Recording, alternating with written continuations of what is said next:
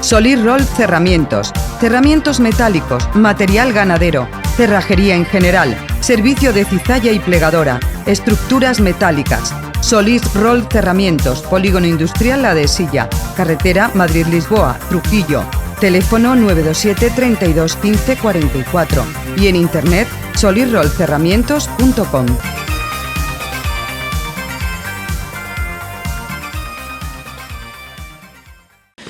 Buenos días. Buenos días. Estamos de nuevo en nuestro programa Viviendo en Verde y Violeta, nuestra emisión semanal. Este espacio que nos cede Norte Radio Trujillo a la Oficina de Igualdad y Violencia de Género de la Mancomunidad Comarca de Trujillo. Bueno, somos siempre, como siempre. Somos las mismas de siempre. Somos las mismas de siempre y luego los que van viniendo semanalmente. Hoy nos acompaña María José Gordillo, que es nuestra compañera en la Mancomunidad en el Consorcio Extremeño de Información al Consumidor. Pero hoy nos vamos a aburrir con temas de información al consumidor o consumidora, porque esto también ya lo hicimos ya hace unos meses. Sí. Porque María José, antes de estar en este servicio de atención y de información al consumidor, estuvo como trabajadora social en la Casa de la Mujer de Cáceres, y eso es lo que realmente nos interesa. Bueno, pues sí, es verdad que mi profesión es trabajadora social y actualmente, y de hecho mi primer trabajo fue como trabajadora social y me impliqué en la Casa de la Mujer de Cáceres, ¿no? Además durante un periodo bastante largo, desde el 2002, octubre del 2002 hasta febrero del 2007. Es verdad que posteriormente me he seguido vinculando con el tema de mujer, porque también he trabajado en un proyecto de mujeres inmigrantes en una asociación de mujeres progresistas Felisa Tanco, en Jerez de los Caballeros. Sí. Tenemos el gusto de conocer además porque María y yo trabajamos en su día en la Federación de Mujeres Progresistas, dentro de la cual pues estaba la red, ¿no? Éramos 20, 30 y pico asociaciones de mujeres.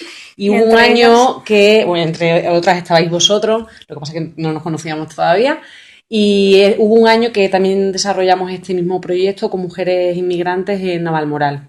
Fue a través de una asociación de Cáceres Acoge y teníamos los talleres en Navalmoral. La verdad es que fue un año muy bonito. Orientación laboral era lo que más o menos hacíamos. Y bueno, y aparte también de esas dos experiencias, también como agente de inclusión social, la Mancomunidad Sierra Suroeste de Jerez, que también, pues, desgraciadamente o afortunadamente, desgraciadamente, porque es verdad que siempre las mujeres tienen pierden esa parte, ¿no? En tema de búsqueda de trabajo, son las que están siempre buscando trabajo, son las mujeres, el perfil de las personas más desempleadas. Entonces también atendía a mujeres y también tenía mi grupito de mujeres que nos reuníamos semanalmente y hacíamos actividades en búsqueda de empleo.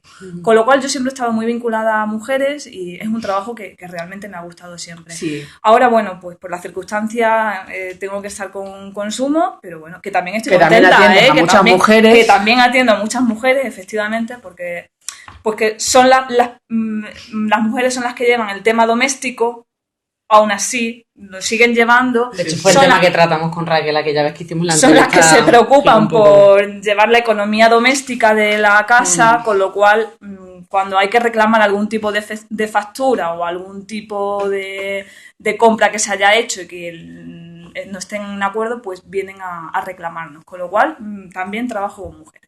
La Casa de la Mujer de Cáceres es uno de los recursos de la Red Extremeña de Atención a Víctimas de Violencia de Género, junto con la Casa de la Mujer de Badajoz.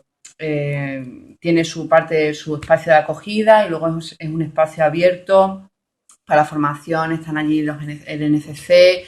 Para quien no la conozca, es un lugar que sí que recomendamos visitar, porque quizás la imagen que tenemos de esos espacios es como marginal o escondido, que son lugares donde, pues las mujeres están acogidas, y es todo lo contrario. De hecho, hablando de esto, sí que podíamos tratar, pues ya que esa parte, digamos, un poco más abierta de la que tú hablabas, la conocemos, pues bien cuando hemos ido de formación o tal, pues que nos pudiera explicar María José. Sí, ¿cuál es tu trabajo en la Casa de la Mujer? Bueno, pues yo, como bien he dicho al principio, estaba como trabajadora social era un poco el recibimiento, la puerta de entrada a aquellas mujeres que venían bien para informarse, asesorarse o para realizar cualquier tipo de consulta.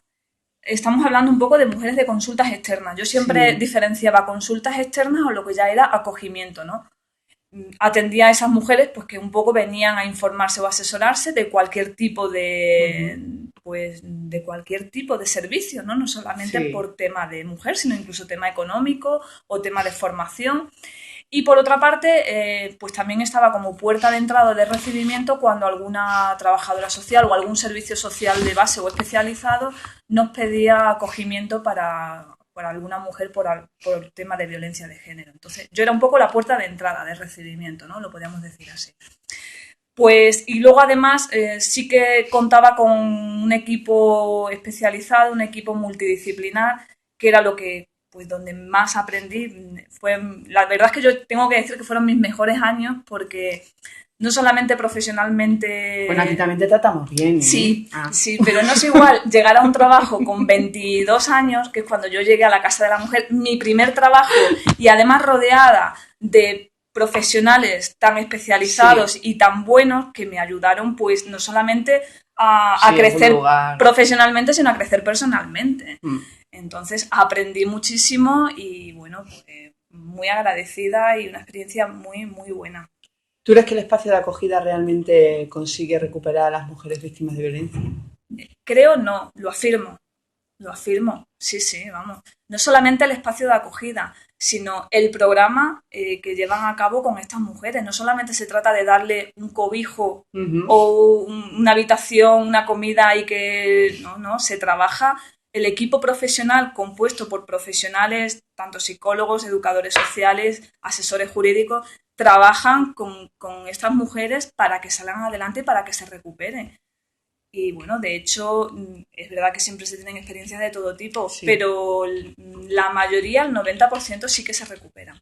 El 90%. Desde mi punto de vista, en aquellos años, te estoy hablando que yo acabé en el 2007, han pasado ya 7 años, y bueno, pues supongo que las cosas han ido cambiando. Actualmente no sé cómo estará.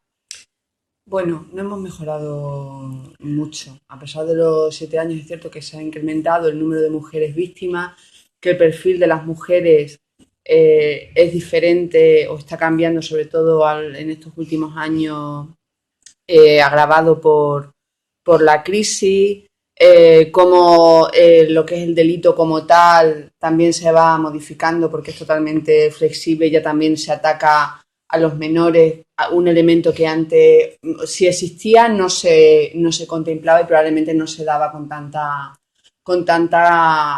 crudeza. La realidad es que a pesar de que han pasado 7 años desde que, bueno, tú no estás trabajando en la Casa de la Mujer, no han sido 7 años de avance, sino... O sea, que piensas que ha habido un estancamiento en ese aspecto de...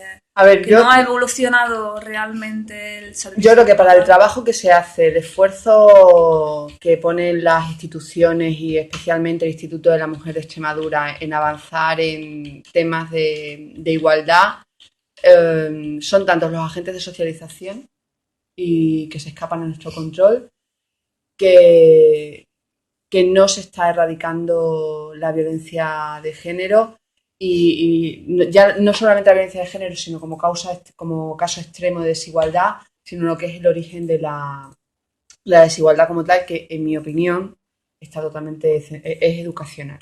O sea, tendríamos que invertir mucho más tiempo en la educación. Y luego también es cierto que la situación de crisis, bueno, pues hace que afloren comportamientos que a lo mejor en una situación económica favorable no se dan.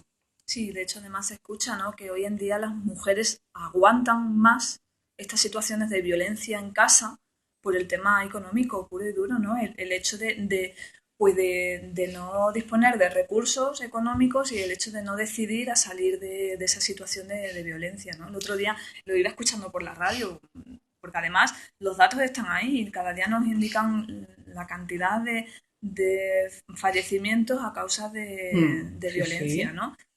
Entonces, hombre, es verdad que llega un momento que te pones a pensar, que piensas que yo creo que sí que ha habido un estancamiento, no sé si es por el tema de la crisis o cuál es el motivo. Mira, pero hace 7 años, cuando yo trabajaba en la Casa de la Mujer, por ejemplo, vuestro servicio no existía.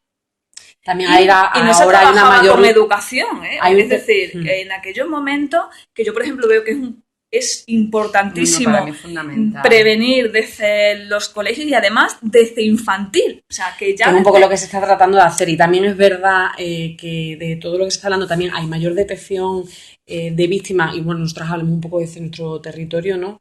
Lo más cercano, también gracias al trabajo y a la labor que se hace pues desde servicios sociales, desde programas de familia de la mancomunidad, la oficina de igualdad y violencia de género, en este caso donde estamos María y yo. Entonces, eso también al final va calando, también tienes la red más amplia, claro. Y vas detectando con mayor facilidad. Eso también de alguna manera hace que se incremente el número o el dato.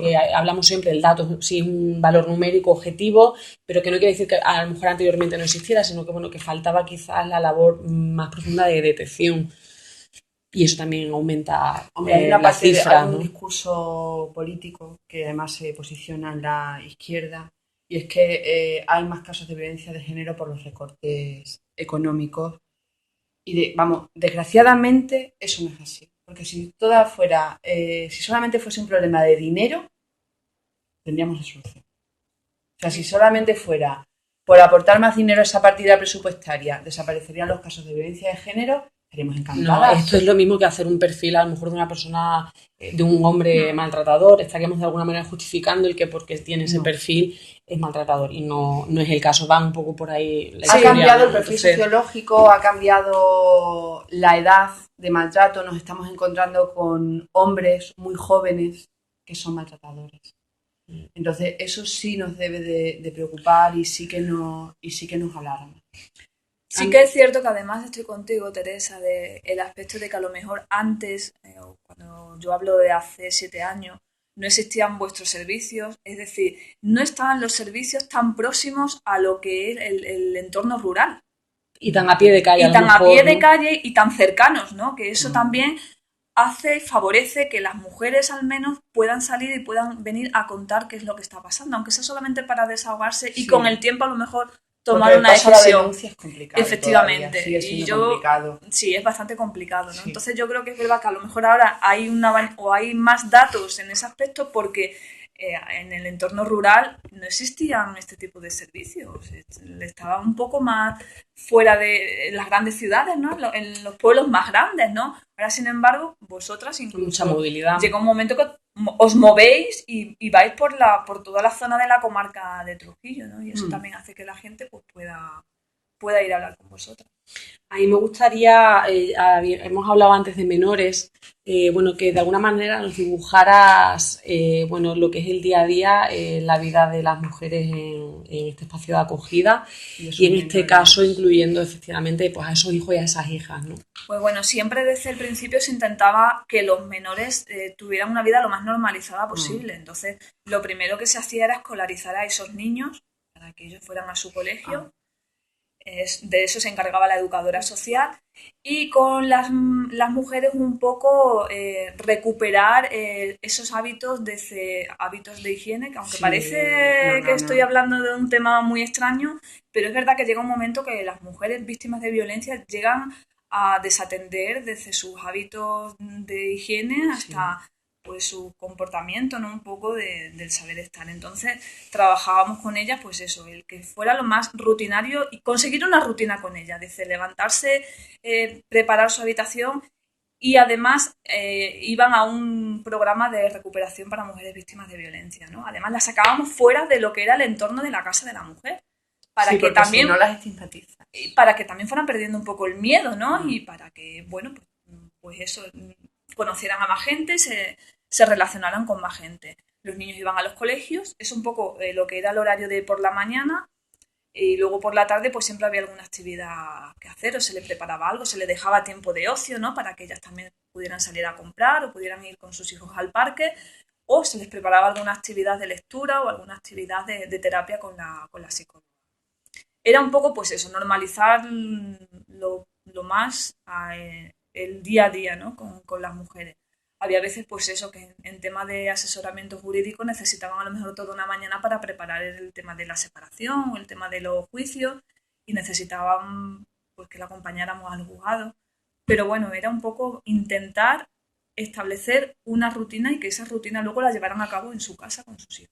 Y tú, hablando de menores y de ese anteproyecto de ley que ha aprobado el Gobierno sobre protección a la infancia, porque además es un conflicto que surge siempre, ¿no?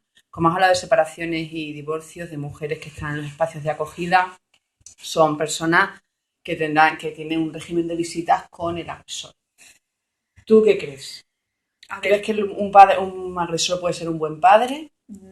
No lo he creído nunca, lo siento, pero no lo he creído nunca porque además yo he tenido esa experiencia de tener a niños acogidos junto con sus madres, de esos niños a lo mejor tener 7, 8, 9, 10 o 11 años y reproducir lo mismo que hacía su padre en casa. Sí. Pero a ver, reproducir el mismo comportamiento, la misma actitud y de incluso llegar a agredir a sus madres. Y hablarle con el mismo tono de voz con sus madres. Lo estamos viendo inclusive de alguna manera bastante cercano. Y es verdad que ocurre. Lo que pasa es que a veces da miedo decir, bueno, o dar tu opinión verdaderamente. Claro, hay un conflicto entre lo legal y lo moral. Sí. O sea, tú no puedes... La parte legal es hasta qué punto debes de privar de su derecho a la paternidad a una persona que, bueno, se considera agresor y que su relación es de pareja. Y moralmente, bueno, es que un agresor no deja de transmitir una serie de valores. Que habrá que plantearse que hasta qué punto eso es positivo para el menor. En ese anteproyecto, ¿no? El valorar... Y además que no dejan de estar de alguna manera pues, expuestos a esa violencia que es... Sí, ese es el giro que ha dado la violencia de género, que para atacar a la madre, que para hacer daño a la madre atacas al menor. Pero bueno, eso ya lo hablaremos en otro programa. Pues darte las gracias por tu opinión, por tu experiencia, por compartir pues ese tiempo que pasaste en la Casa de la Mujer, y nos alegra que sigas vinculada al tema de género y de igualdad porque pues no deja de ser transversalidad de género en otros espacios y otros ámbitos. Pues nada, gracias a vosotras por darme esta oportunidad y por compartir con todas las personas esta experiencia. Bueno, José, nos vemos. Nos seguimos viendo. Venga, por aquí. Eso es. Hasta luego. Adiós.